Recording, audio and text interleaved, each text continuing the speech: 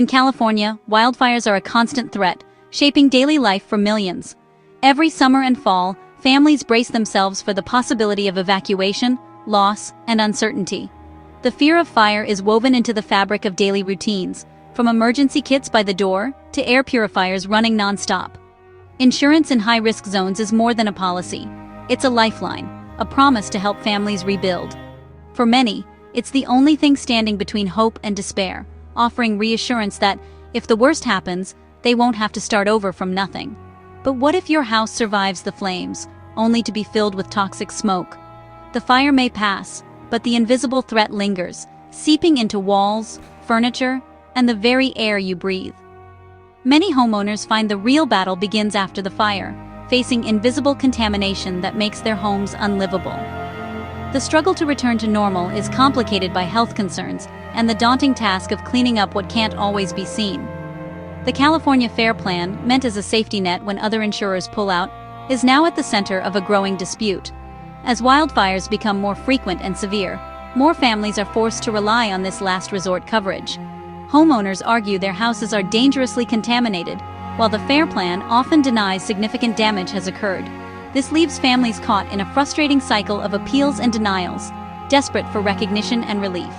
This story explores the clash between families and the FAIR Plan over smoke damage, the science behind contamination, and what it means to truly recover after wildfire. We'll look at the hidden dangers that persist long after the flames are gone. Can a home still be considered undamaged if the air inside is poisoned? For many, the answer is no, and the fight for a safe home is just beginning. For many, relief at seeing their home still standing after wildfire quickly turns to despair. The initial joy of survival is often overshadowed by the harsh reality of the damage left behind. Lily Caffey's house survived the flames, but was filled with smoke.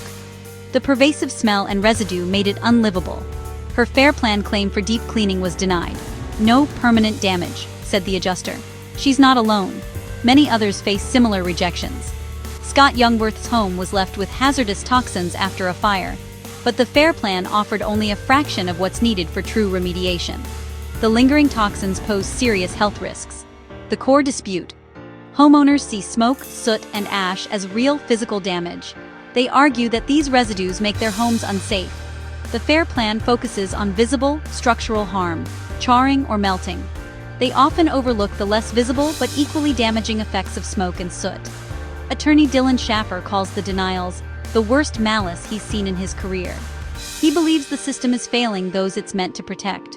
For families, the damage is invisible but real, threatening their health and future. The air quality inside their homes is compromised. The FAIR Plan's narrow definition leaves many in limbo, fighting for the safety of their homes. They are caught in a battle for recognition and proper compensation. Wildfire smoke is more than just the smell of burnt wood.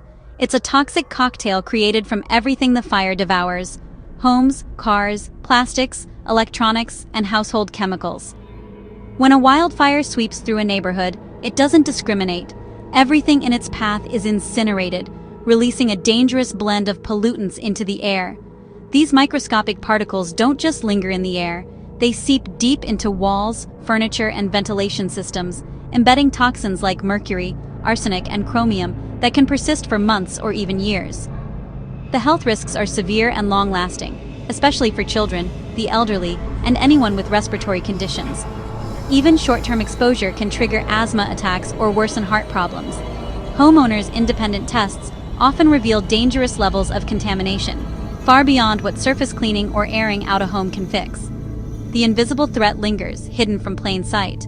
True remediation is a massive undertaking. It often means gutting interiors, replacing all furnishings, and deep cleaning or even replacing air systems, costly work that the FAIR Plan frequently resists covering. The insurer typically looks for visible soot, but the real danger is invisible, hiding in the air and deep within building materials. Homeowners are forced into an impossible choice: abandon their biggest asset or risk their family's health by staying in a contaminated home. The absence of visible flames doesn't mean the absence of harm. The real danger often lingers, silent and unseen, long after the fire is out. As complaints mounted, California's Department of Insurance was flooded with grievances about denied smoke claims. A Los Angeles judge ruled the FAIR Plan's approach violated state law, affirming that smoke contamination is real, compensable damage. Governor Newsom publicly called out the FAIR Plan's unfair practices, demanding change. Under mounting legal and political pressure, the FAIR Plan has begun revising its policies, acknowledging the need for clearer coverage of smoke damage. While the insurer remains cautious in public statements, the tide is turning. Judicial rulings and government intervention are forcing the FAIR Plan to re-examine its responsibilities. The fight is reshaping what it means to protect Californians from wildfire aftermath. This battle is about more than insurance. It's about the promise of security after disaster. For wildfire survivors, denied claims add financial and emotional trauma to an already devastating experience. A home contaminated by toxins isn't a safe haven. It's a threat. As wildfires worsen with climate change, more families will face this invisible danger. Courts and state leaders are pushing for a fairer system, recognizing smoke damage as a serious insurable loss. The outcome will set a precedent for how California, and the nation, handles wildfire recovery. True insurance must cover both visible and invisible wounds. Homeowners' fight is for justice, safety, and a future where the safety net truly holds.